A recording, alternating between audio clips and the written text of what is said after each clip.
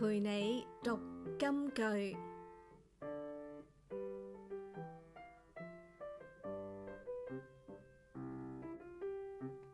你們當因我的責備回轉，我要將我的靈澆灌你們，將我的話指示你們。箴言1章23節。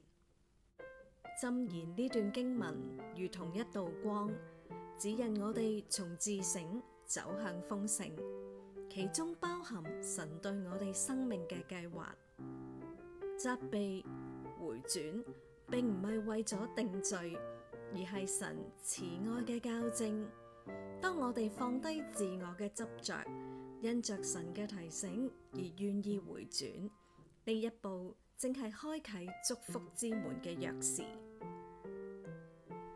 神唔止要求我哋改變，更加應許賜下改變嘅力量。當我哋回轉歸向佢嘅時候，聖靈就會好似雨水咁樣澆灌喺我哋嘅心田。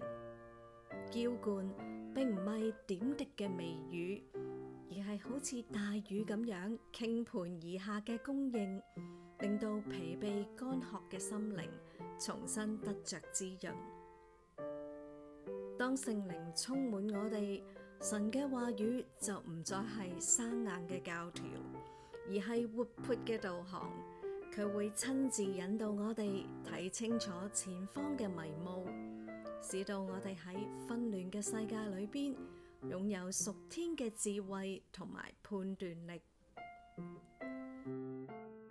有時候生活裏面嘅挫折或者內心嘅不安，其實係神溫柔咁提醒我哋應該要停落嚟，調整方向。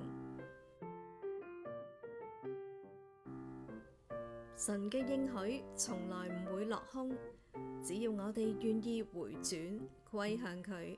神係滿有恩典嘅神，神會用佢嘅靈豐盛咁樣澆灌我哋，並將最適合嘅道路指示我哋。今日就回轉歸向神，去領受嗰份從上頭而嚟嘅生命活水。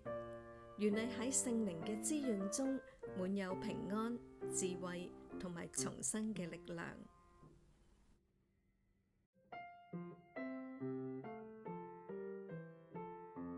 如果你喜歡我哋嘅頻道，歡迎你訂閱、讚好同埋分享出去，俾更多嘅朋友認識我哋啊！多謝觀看。